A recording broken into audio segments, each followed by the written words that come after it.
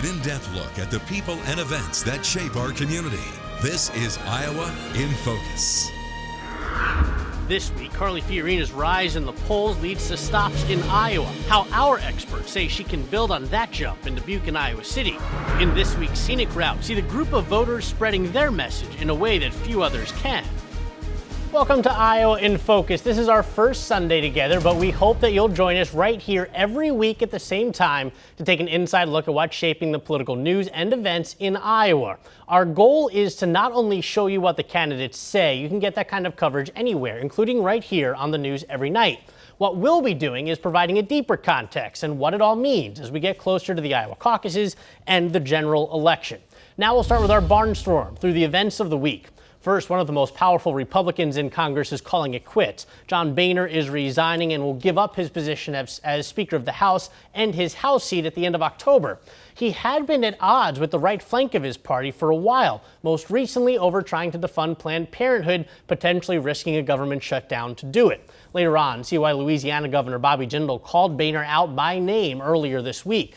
Another big story of the week was former Iowa frontrunner Scott Walker suspending his campaign on Monday, essentially dropping out of the race for the White House. The day before he officially made that decision, he was in eastern Iowa talking to voters in Vinton. A poll that had been released after the Republican debate had Walker pulling in nearly no support from Republicans. His answer was more grassroots work.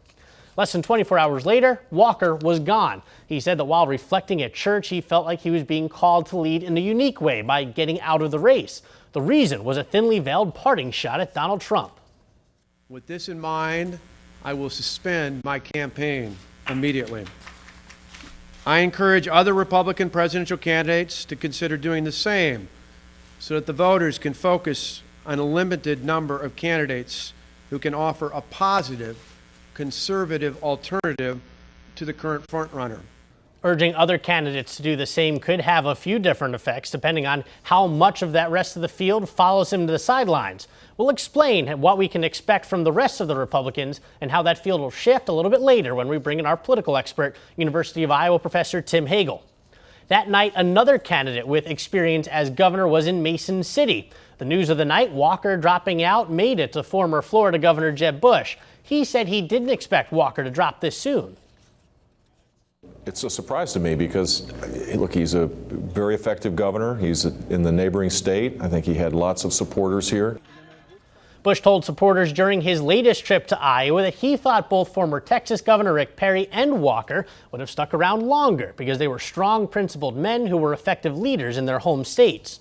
The next day, Bush started in Cedar Falls and finished up in Cedar Rapids. He told the Lynn Eagles, a group that supports Republicans in Lynn County, that he'd roll back regulations put in under President Obama. Bush says that he'd make sure that any new regulations were countered with fewer regulations somewhere else and streamline infrastructure projects so that they're completed quickly. It all means that he says he'd be a different kind of leader in Washington. The kind of leader that puts himself back a little bit and focuses on the power of ideas and tries to bring people together towards those ideas rather than campaigning, kind of lecturing how bad things are and how bad you are and how bad you are and you're a little different. The Iowa Democratic Party says that the plans that Bush is rolling out would put Iowans' savings at risk by letting Wall Street run wild and would roll back environmental protections that would threaten the food they eat and the air they breathe. Louisiana Governor Bobby Jindal had been struggling in the polls longer than Walker, but still he was in it somewhat early this week. His campaign is rolling out new issues every so often so that it freshens up what he says to each new crowd. A few weeks ago, he called out the Republican senators in the race for not doing enough to oppose the Iran nuclear deal. Now, he's calling them the Surrender Caucus. They said they were going to defund Obamacare and they were stop the illegal amnesty programs. And now today, not only did they not do that, now they don't want to defund Planned Parenthood. Now that they didn't stop this very bad deal with Iran, at some point, if the leadership isn't willing to stand up for our beliefs, what good are they? Next week on Iowa in Focus, we're taking a closer look at Believe Again. That's the super PAC that hosted the event for Jindal and the work that they do. Find out why they say they're a different kind of super PAC and decide for yourself if you believe them. Republican candidate Carly Fiorina closed out the week of appearances in eastern Iowa with a tour through Dubuque and Iowa City while she's shrinking Donald Trump's lead. The same poll that spelled the end of the Scott Walker campaign bumped her up 12 points in just 2 weeks, putting her at 15% nationally to Trump's 24%.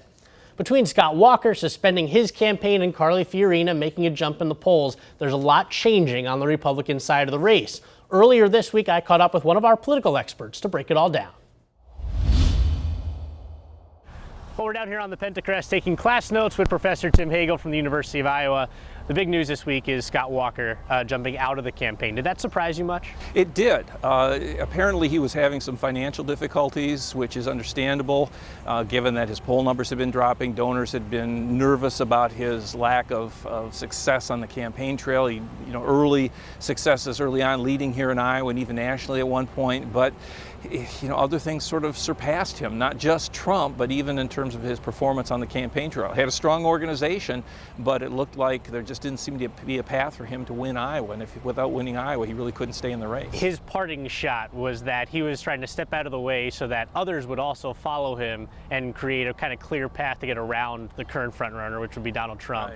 Right. That was obviously a clear parting shot. Do you think other people will follow suit, though? I don't think so. I think that most of the other candidates are going to look at it in terms of, well, yeah, we can understand Walker dropped out, but that's not me, that I've got a way of path, I can do something, or their expectations are just lower. That's another thing that happened with both Walker and Perry, is that they had higher expectations going in, and when they weren't achieving those expectations, there's more of a call for them to get out. Somebody who maybe is not having very high expectations right now, somebody like a Graham or a Gilmore or even Pataki here in Iowa, the fact that they're polling low doesn't really matter as much as it did for somebody like Walker.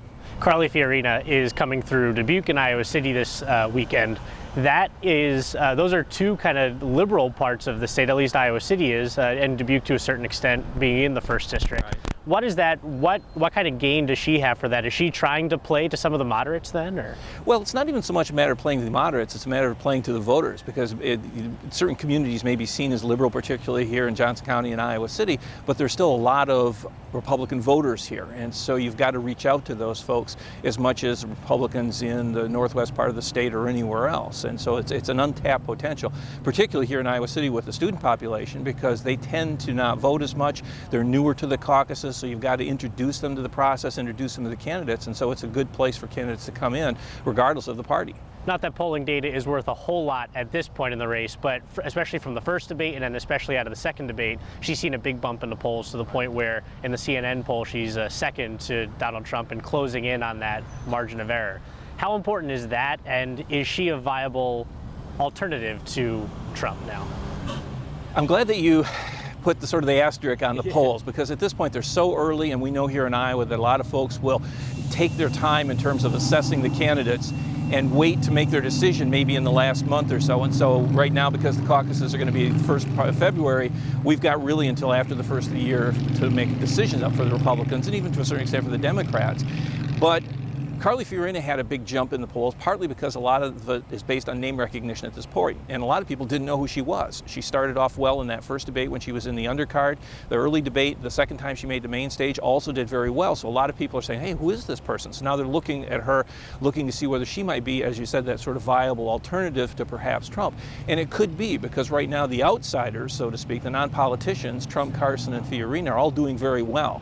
And Carson's currently having some problems because of things that he said regarding Muslims. Trump, of course, has had problems here and there, but seems to have overcome them. It didn't seem to slow him down. But at a certain point, people may get a little tired of that, and then they'll say, well, we still want an outsider, but do we want somebody else? And with Fiorina, with her business experience too, although she's been criticized about it, so she'll have to defend her record with HP and Lucent and so forth, but still it's that alternative where it's that non-politician, that's somebody that maybe can get things done, and that may be a good choice. You can find that full interview online in the Raw News section of our website. Most weeks, we're going to bring you down the scenic route of the campaign trail and show you parts of it that only the people who go to nearly every event get a chance to see.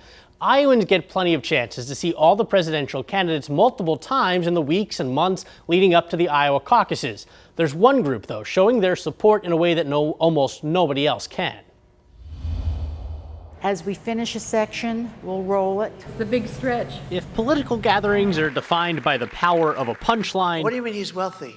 I have a store that's worth more than him. This one Feel that stitch? breaks the mold. So you're kind of rocking. Quilting tradition has many aspects, and one aspect is for an important event, you make a quilt. Most of these fingers will probably press a button in a voting machine for Democrats next election day. But for now, they push a needle through cloth. About let's say 1/4 of an inch. making a quilt with Hillary Clinton's campaign logo on it. You know, it's a strong smile. It's saying, yeah, I've been here before, guys. You know, I can do it. When it's finished, supporters will sign it. You have people saying, here I am. I am not going to be silent. I'm not going to get up in the halls of Congress and make a speech, but I'm going to give you my name. This important event is having the first female frontrunner for a major party nomination for the White House. To some, she's just a candidate. But it seems to be coming up with Hillary. Well, do you think she's qualified? And I think in our own jobs, probably To others, we've had that experience. So her run is much more. it's the quiet dance for democracy of women. So somebody looks, well, who is for Hillary? Look at the quilt. Every week we'll also be going inside Iowa politics, talking about the people not only not trying to move into the White House. Cedar Rapids State Senator Rob Hogue is trying to trade in his State House seat in Des Moines for the Capitol building in Washington, D.C. He announced on Tuesday that he's officially going to challenge incumbent Republican Chuck Grassley for his seat in 2016. Grassley's been one of Iowa's senators since 1981, and he's the 4th most senior senator in Washington. One of the Linn County supervisors is switching his party affiliation. Supervisor Brent Olson is becoming a Democrat after what he's calling a several-year-long process. He says he's still a fiscal conservative, but that the Republican Party no longer represents his views on social issues like gay marriage and foreign policy. Olson is up for re-election in November of 2016. Coming up next on Iowa in Focus, we'll take the deep dive with Louisiana Governor and Republican presidential candidate Bobby Jindal, what he hopes Americans got out of the Pope's visit to Iowa this past week.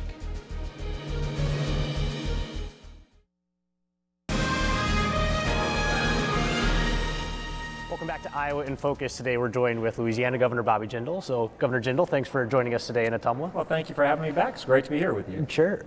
First off, if we can start with, at the time that we're talking now, the Pope is planning to come to the United States next week. How important is that right now with what's going on in the world and what's going on in the United States, his visit to come through some of the East Coast cities? Look, I think it's always great when spiritual and religious leaders engage on social issues. Hopefully it'll cause, we're in a country that's becoming more and more secular, and hopefully it'll cause people of all denominations to re-examine their faith, to re-examine the relationship with God. I think the Pope has been outspoken on a number of issues, whether it's traditional marriage and religious liberty. Hopefully this will cause folks to re-examine our First Amendment rights here in America. They're under assault. So I always think it's great when religious leaders weigh in on important issues. I think it's great. It causes people to re-examine their faith. Do you think it'll move the needle because it's so timely and because in a lot of the presidential debates we're talking about religious liberty and Kim Davis? Well, look, I hope he can cut across party lines and people remember this shouldn't just be a Republican or a Democrat issue. Our founding fathers thought it was very important that we have religious liberty rights in this country. What we're seeing right now is that Christians are facing discrimination. Kim Davis in Kentucky, but it's also florists, musicians, caterers. It's wrong that Americans should have to choose between obeying our conscience and being able to operate our businesses. For those like me who believe in traditional marriage, we shouldn't have to choose between our jobs and discrimination at the hands of government. The reason this is so timely. So for example, you could see this IRS potentially going after Christian businesses and groups, maybe even schools and churches and pastors, and that's not right. So I'm hopeful that with the Pope's visit, hopefully that could generate some attention and conversation, again, across party lines, where even folks that may not agree with my views, I'm Christian, I believe in traditional marriage, even if people disagree with me, they would say, you know what, in America it's important you've got religious liberty rights, whatever your denomination, whatever your beliefs, hopefully you can cause that conversation to happen. During the midterms, a lot of people, including Rod Blum in the 1st District, said that he was going to be elected and go to D.C. and tear up the Affordable Care Act or reform it. That hasn't happened so far. How does that play into this campaign now, where a lot of what the presidential candidates are talking about is what they will do, but there was a successful midterm for Republicans that hasn't yielded a whole lot of action? Sure, well, 2 things. One, I think one of the things that sets me apart is every Republican candidate says they want to shrink government. I'm the only one that's done it. None of the other governors has done it. None of the senators has done it. They don't talk about it. We're the only one that's actually done it. Secondly, I am so frustrated with what I call the surrender caucus in D.C. They said, Mitch McConnell, John Boehner, all these guys said, give us a majority. Not only will we get rid of Obamacare, we'll stand up to amnesty. They said they were going to defund Obamacare and they were stop the illegal amnesty programs. And now today, not only did they not do that, now they don't want to defund Planned Parenthood. Now that they didn't stop this very bad deal with Iran, at some point, if the leadership isn't willing to stand up for our beliefs, what good are they? I don't like what Pelosi does, I don't like what Reid does, but I wish the Republicans had half the backbone, half the courage, half the fight that the left does. At least right now you've got honest socialists in the left. It seems like the choice is honest socialists on the left or lying conservatives on the right. Why not have term limits? Why not have legislators that actually do what they say they're going to do, live under the same laws they pass for the rest of us? These Planned Parenthood videos are barbaric. If the GOP, if the leadership cannot win this fight to defund Planned Parenthood, if they can't stand for innocent human life, maybe it's time to fold up the Republican Party. What's frustrating is they don't even want to fight. They're even before the fight started, they're waving the white flag. This election wasn't about getting Mitch McConnell a bigger office. It was about advancing our conservative agenda. Look, the idea of America is slipping away. If they don't have this sense of urgency, if they don't have the backbone, maybe time to fire all of them. How much are you seeing that on the campaign trail with people that you talk to at these kind of town halls where they said, hey, listen, we pulled through last time and I haven't seen the things I want to see? Look, I think one of the reasons voters are so frustrated is that they were all talk. All these politicians were all talk. What's gotten better? We could secure the border in 6 months if we were serious about it. The problem is the big special interests have in too many cases, they have too much influence with these politicians. I think you're getting a lot of frustration. One of the things I warn people, we've got a once-in-a-lifetime opportunity to apply our conservative principles. We've got to rescue the idea of America before it slips away. One of the reasons you heard me be critical of Donald Trump is he's a narcissist. I love the fact he's an outsider. I love the fact that he's politically incorrect and takes on the establishment. But we better trust our principles, not somebody who only believes in himself. There's great frustration all across Iowa, all across America. I think these folks in D.C., they better shape up or we're going to fire them all. I think it is time to take our country back, remind them they work for us, not the other way around. Coming up next, we take a look at the real story behind Republican frontrunner Donald Trump not correcting a supporter who called President Obama a Muslim and why history has repeated itself in a way almost 8 years later.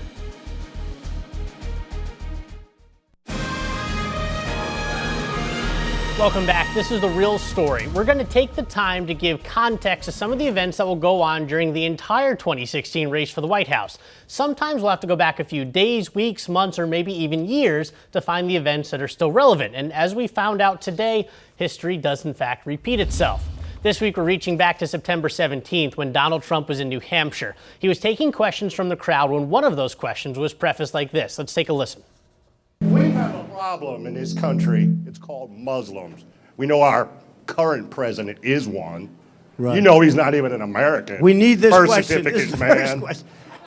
The question ended up being about how a President Trump would stop terrorist training camps. But the reason the interaction has staying power is because the Trump supporter called President Obama a Muslim, and Trump seemed to, at best, brush past that part. The Trump campaign says that he didn't address it because the question was about training camps, and Trump did answer that part. But he did address those comments head-on at the Faith and Freedom family banquet just a few days later. That was September 19th in Des Moines. He did it while reading off a list of his own tweets that he brought to the stage, printed out on paper, talking about some that had gotten him into trouble and others that would just get the crowd going. This one is if I would have challenged the man, that's the man that made the statement somewhat maybe negative to the president, to put it mildly. The media would have accused me of interfering with that man's right of free speech. Anything is possible, but this kind of thing has happened before. Back in 2008, almost the exact same interaction happened when then-candidate John McCain. It was at an event on October 10th in Minnesota, and McCain was the Republican nominee and trailed by about 8 percentage points behind then-Senator Obama, who had won the Democratic nomination. A McCain supporter stood up and mischaracterized the now-president's beliefs in a virtually identical way. The reaction from the candidate is all that's different. He's an Arab. He is not. No? No, ma'am. He's a decent family man, citizen that I just happen to have disagreements with on fundamental issues. In the room that day, McCain was booed, and newspaper articles from the days before and after say that his rallies had been getting increasingly tense, with supporters getting more critical of McCain for not attacking Obama on the trail more. But the media response, even according to Trump, was positive. McCain got credit for correcting the voter, and at other times even went as far as saying that voters had nothing to be afraid of in a potential President Obama. No one said that McCain was infringing on his supporters' First Amendment rights, like Trump said the media would have done if he had jumped in on his own voter. 7 years later, Trump is the only one with a bully pulpit criticizing what McCain did. In an interview for 60 Minutes, Scott Pelley took him to task for it. It was a testing moment for a man running for president. I don't think so. You never know when they're coming. I don't think but so. Here you had a bigot. That wasn't a testimony. That you Well, could you have don't know slapped that. down. You don't know that. I mean, he asked a question. You don't know that he was a bigot. But look. A problem in this country he and said, it's Muslims? Well, let me ask you this. So you said there's a problem in this country and it's Muslims, all right? I love the Muslims. I have many, many friends, people living in this building, Muslims. They're phenomenal people. But like everything else, you have people where there are problems. Coming up next, it's not all about the candidates. We take a look at what you, the voter, has to say on Twitter and Facebook and find out how you can get involved and maybe even end up on the show next week.